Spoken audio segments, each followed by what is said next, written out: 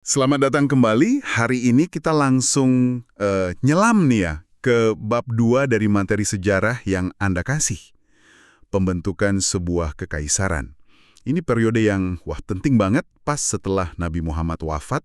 Betul-betul, periode krusial ini. Kita bakal telusuri nih gimana ceritanya sebuah komunitas agama yang awalnya kan relatif kecil ya di Arab sana, bisa jadi salah satu kekaisaran paling besar gitu dalam sejarah. Sumber-sumber Anda ini, ngebantu banget buat ngelihat peta jalannya. Apa sih dorongannya? Terus gimana struktur awalnya itu terbentuk? Iya, menarik banget pertanyaannya. Nah, ini nih bagian serunya. Gimana bisa coba? Dari momen yang kayaknya, bingung banget semua ya kan? Setelah Nabi wafat tahun 632 M, malah lahir ekspansi yang dahsyat gitu. Cepet banget lagi. Misi kita sekarang ini ya, ngebongkar dinamikanya gimana, penaklukannya, pemerintahan awalnya, fondasinya gimana. Yuk, kita mulai aja. Oke, siap. Oke deh, kita mulai dari titik nol ya, pasca 632 M.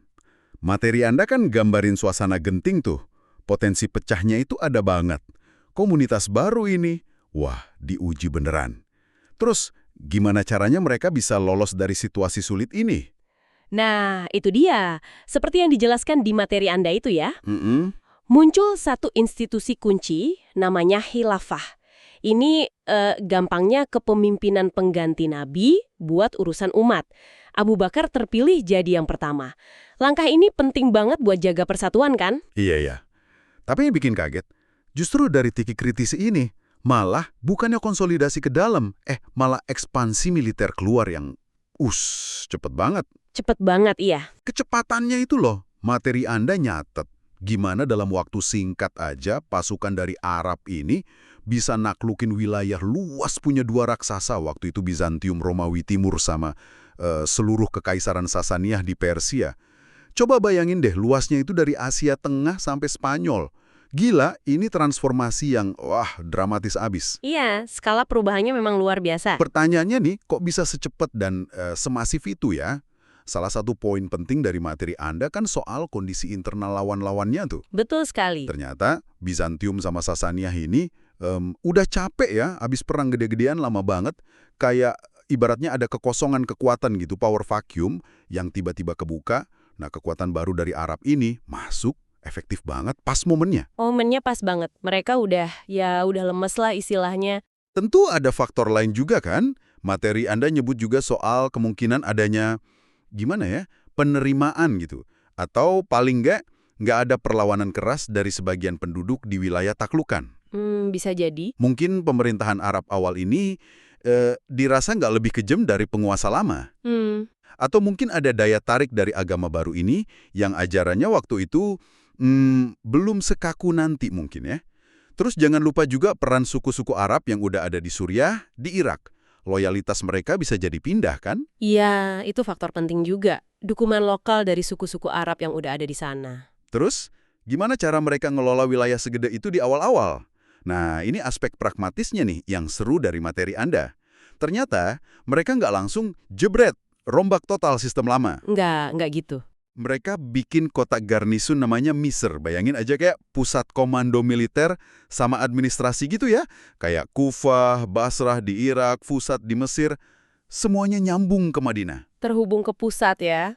Dan yang lebih keren lagi, birokrasi lokalnya, peninggalan Bizantium sama Sasaniyah, dipakai aja gitu. Sekretaris, pegawai admin yang ngomong Yunani di barat, atau Pahlawi di timur, ya kerja terus aja.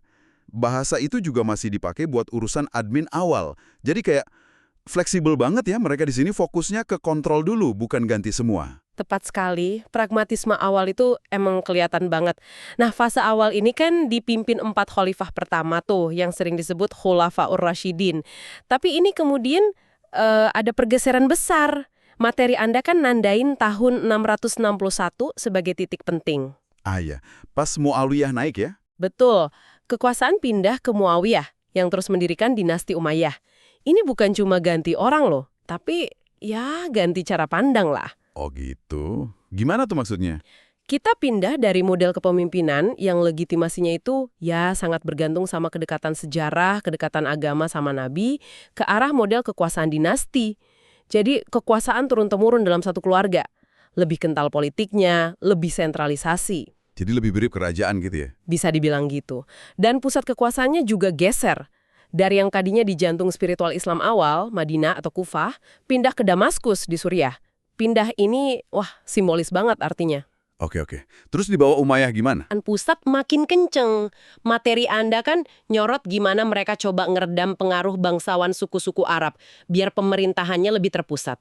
Ada kutipan menarik tuh dari Gubernur Umayyah. Dia negur, Anda nempatin hubungan kerabat di atas agama. Wah, dalam juga ya?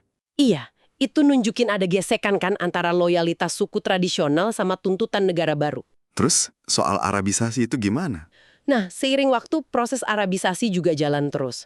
Mulai sekitar akhir abad ke-7, tahun 690-an gitu. Seperti dijelasin materi Anda, bahasa Arab pelan-pelan gantiin Yunani sama Pahlawi di dokumen resmi negara.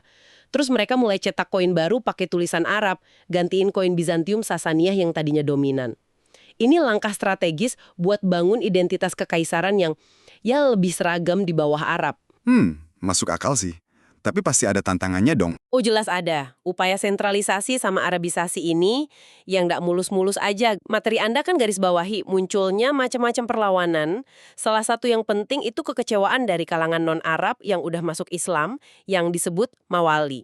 Ah iya, Mawali. Orang Persia terutama ya. Betul, mereka ini ngerasa kayak warga kelas 2 gitu, nggak dapat hak istimewa pajak atau sosial kayak Muslim Arab, padahal agamanya sama. Ini jadi ya barah dalam sekam lah. Selain itu, Selain itu, persaingan antar suku Arab sendiri nggak pernah hilang. Contohnya, konflik antara kelompok suku Qais sama Yaman atau Kalb itu sering banget terjadi. Dan yang nggak kalah penting, ada oposisi yang akarnya dari ya beda pandangan agama. kelompok-kelompok agama gitu ya? Iya, ada kelompok Khawarij. Mereka ini unik banget. Nolak pemimpin berdasarkan keturunan atau suku. Buat mereka, pemimpin atau imam itu harus muslim yang paling soleh siapapun dia. Dan bisa digulingkan kalau nyimpang. Mereka nentang kompromi politiknya Ali sama Muawiyah. Keras juga ya mereka. Keras. Di sisi lain, ada kelompok yang setia sama keluarga Ali bin Abi Thalib, menantu Nabi. Kelompok ini, yang nanti dikenal sebagai Syiah, percaya kalau hak mimpin itu harusnya ada di tangan keturunan Ali lewat Fatimah. Pandangan ini jadi dasar perlawanan teologis dan politis terus-menerus ke Umayyah, yang mereka anggap ngerebut hak. Wah, jadi banyak banget ya sumber ketidakpuasan itu. Dari Mawali, Syiah, suku-suku yang nggak puas, bahkan Khawarij juga. Iya, numpuk semua. Nah, akumulasi ini semua akhirnya, boom, meledak. Jadi yang namanya revolusi Abbasiyah kan, materi Anda ngelukisin gimana gerakan bawah tanah yang rapi, terutama di Khurasan, Persia Timur Laut itu, berhasil ngumpulin kekuatan. Betul, terorganisir gerakannya. Tokoh kayak Abu Muslim disebut tuh di materi Anda jadi salah satu motor utama di Khurasan. Yang seru, ini bukan gerakan satu kelompok aja, tapi koalisi ya, dari macam-macam kelompok yang musuhnya sama, dinasti Umayyah. Bener banget, koalisi pelangi lah istilahnya. Dan revolusi ini, seperti dicatat materi Anda, berhasil banget. Antara 749-750, serangkaian perang penting ngabisin riwayat Umayyah. Khalifah terakhirnya, Marwan II, sampai lari ke Mesir terus tewas di sana ya. Dramatis banget akhirnya buat dinasti yang berkuasa hampir seabad itu. Iya, akhir yang tragis buat Marwan II. Babak baru dimulai di Kufah, Irak. Ada tokoh namanya Abul al-Abbas. Diproklamasikan jadi khalifah baru. Nah ini menarik. Klaimnya bukan dari garis Ali, tapi dari Abbas, pamannya Nabi. Materi Anda, ngutip Al-Tabari, bahkan nyatet pidato saudaranya Abul Abbas, Daud, di Masjid Kufah. Pidatonya politis banget tuh. Oh ya, gimana isinya? Ya intinya nekenin kalau kemenangan mereka itu kehendak Tuhan. Akhir dari tirani Umayyah, terus negasin hak mereka mimpin karena ya masih keluarga Nabi juga lewat jalur Abbas.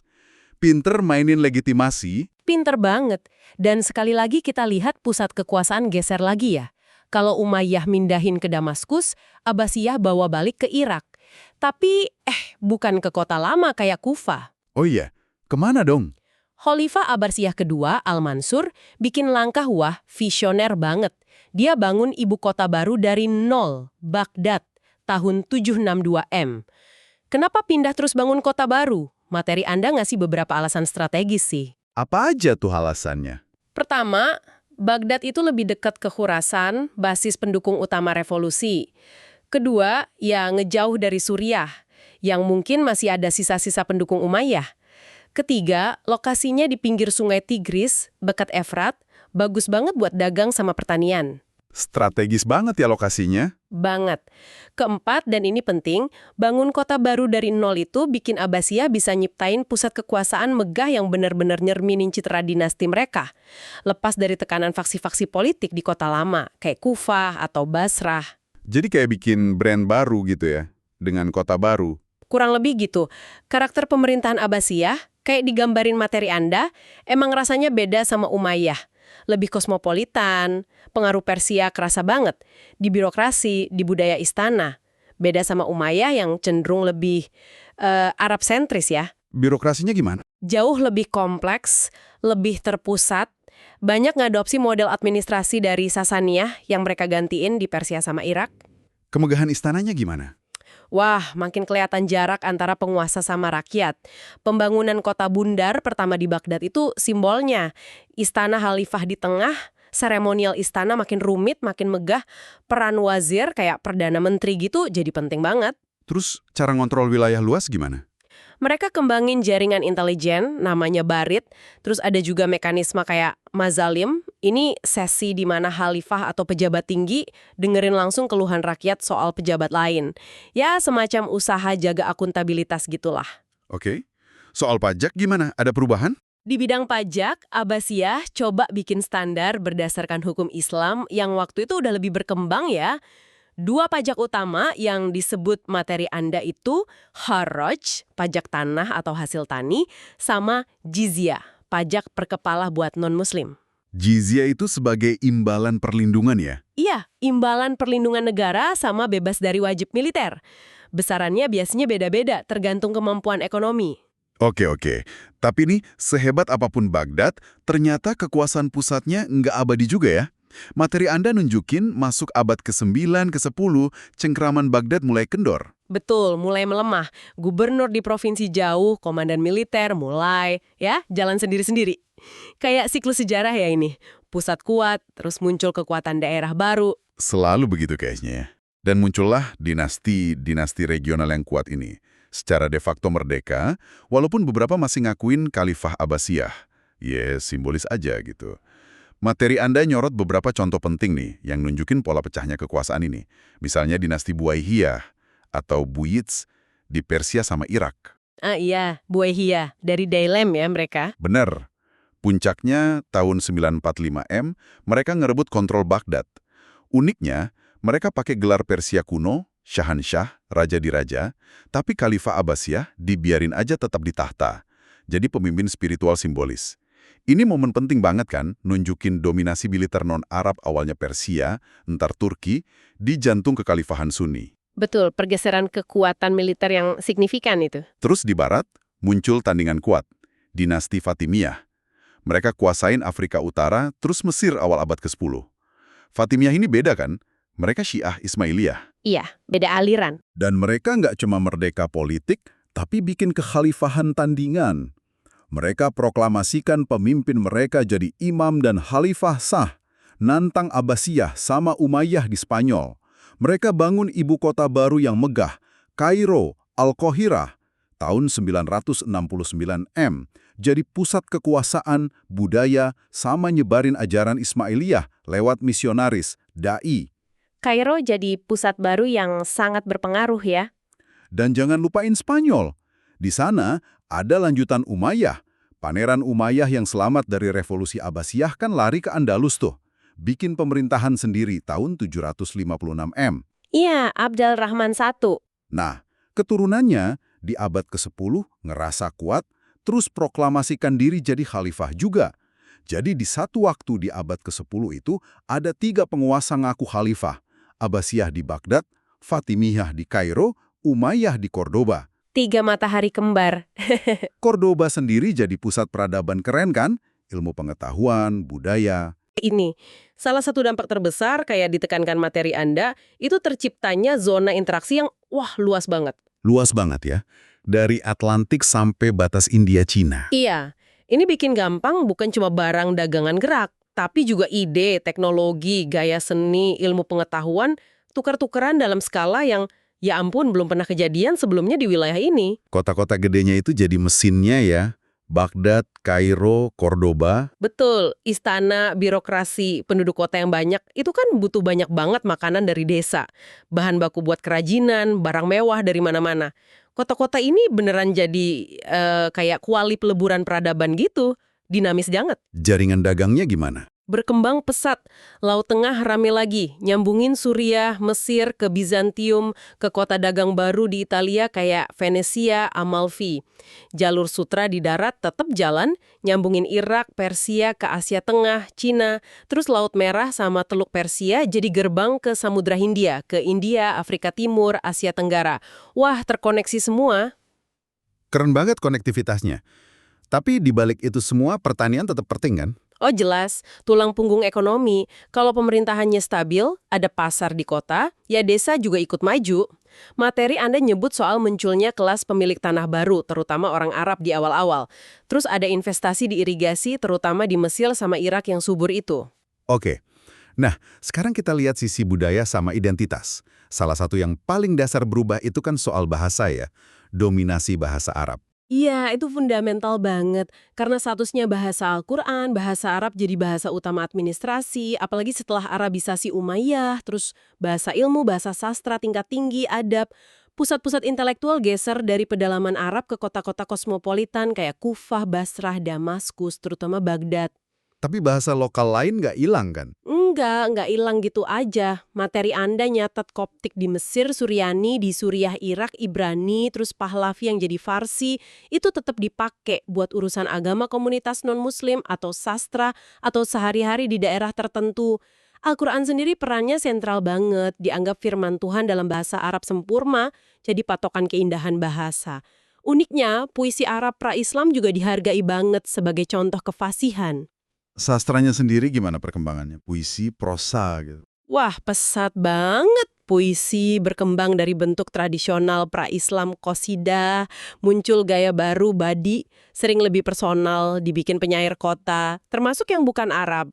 Materi Anda nyebut Al-Mutanabi itu penyair top abad ke-10, terkenal sama pujiannya ke penguasa tapi juga sombongnya minta ampun. Hahaha. Kalau sejarah, penulisan sejarah, Nah, historiografi jadi penting banget. Ada tradisi ngumpulin riwayat nabi dan sahabat, hadis, siroh. Ini penting buat hukum sama teologi. Terus ada juga penulisan sejarah dinasti, peristiwa tarikh, kayak karya gede Al-Tabari yang Anda sebut, atau karya unik Al-Biruni soal India. Itu nunjukin minat buat pahamin peradaban lain. kalau arsitektur sama seni visualnya gimana? Masjid pasti jadi pusat ya? Tentu, masjid jadi fokus utama kehidupan agama. Ada masjid jami buat sholat Jumat, ada masjid kecil-kecil di lingkungan atau pasar. Seringnya, masjid itu jadi pusat kompleks yang lebih gede. Bisa ada madrasah, sekolah Islam, kantor kodi atau hakim, penginapan sufi atau musafir, bahkan rumah sakit bimaristan. Dananya dari mana tuh? Biasanya dari wakaf. Donasi amal permanen gitu, hasilnya buat biaya fasilitas itu. Makam orang suci juga jadi penting, kayak makam Nabi di Madinah, Imam Ali di Najaf, jadi tujuan ziarah. Ciri khas seni Islam awal itu gimana? Katanya nggak suka gambar makhluk hidup ya? Iya, ada kecenderungan gitu, terutama di konteks agama, di masjid. Jadi, sebagai gantinya, mereka kembangin kekayaan luar biasa di pola geometris yang rumit, motif tumbuhan yang distilisasi arabesk, sama, tentu aja, kaligrafi Arab. Kaligrafi jadi seni tertinggi ya? Dianggap gitu, karena buat nulis firman Tuhan kan, keindahan kaligrafi ada di mana-mana, bangunan, koin, keramik, logam, kain. Tapi perlu dicatat nih, kalau buat urusan sekuler kayak dekorasi istana atau ilustrasi buku, gambar manusia sama hewan itu sebenarnya cukup umum kok. Oh, jadi nggak mutlak ya larangannya? Nggak mutlak di semua konteks. Nah, pada akhirnya, periode yang dibahas bab 2 ini itu masa terbentuknya identitas kolektif Muslim. Identitas ini dijalin sama ritual bareng yang diatur syariah, sholat, puasa, zakat, haji. Terus bahasa Arab sebagai bahasa Al-Quran sama lingua franca peradaban jadi pengikat kuat. Identitas lain lokal, suku, dinasti tetap ada, Tapi kayaknya identitas agama sebagai Muslim jadi makin penting, melintasi batas geografis sama etnis. Jadi kalau kita rangkum nih ya, penelusuran kita berdasarkan materi Anda ini nunjukin transformasi yang, wah, luar biasa banget. Dari komunitas kecil di Madinah, bersatu karena wahyu, jadi kekaisaran raksasa lintas benua. Kita lihat penaklukan kilat, pembentukan institusi pemerintah yang kompleks dan adaptif, pusat kuasa yang geser-geser, lahirnya kota metropolitan kelas dunia, sama perkembangan budaya Islam Arab yang kaya banget, hasil campur aduk banyak tradisi. Benar-benar periode pembentukan ya? Iya, sangat formatif. Dan buat Anda pendengar kami, kenapa ngerti periode ini penting banget? Karena seperti tergambar jelas dari materi Anda, disinilah fondasi peradaban Islam klasik diletakkan. Struktur politik, hukum, norma sosial, jaringan dagang global, bahkan identitas budaya yang bertahan berabad-abad kemudian, akarnya semua ada di proses-proses masa formatif ini. Ngerti dinamika awal ini ngasih kita kunci buat mahamin perkembangan dunia Arab dan Islam selanjutnya, bahkan sampai isu-isu sekarang. Betul banget. Sebagai penutup nih, ada satu hal yang mungkin seru buat Anda pikirin lagi. Sejak awal lahirnya, kekaisaran ini kan dibangun di atas kayak paradoks gitu ya. Di satu sisi ada cita-cita kesatuan universal di bawah Islam sama bahasa Arab, tapi di sisi lain realitasnya itu keragaman etnis, budaya daerah, faksi agama yang, wah, macam-macam banget. Belum lagi rebutan kuasa politiknya. Nah ya, pertanyaan buat direnungkan mungkin gini. Seberapa jauh sih ketegangan antara idealisme persatuan sama realitas keragaman dan persaingan politik ini terus-terusan ngebentuk jalan sejarah dan mungkin juga nasib dunia Arab dan Islam sampai sekarang? Ini kayak benang merah yang bisa Anda tarik sendiri dari obrolan kita berdasarkan sumber-sumber yang Anda punya. Menarik banget buat dipikirin. Terima kasih sudah nyimak penelusuran mendalam kita kali ini. Sampai jumpa di sesi berikutnya.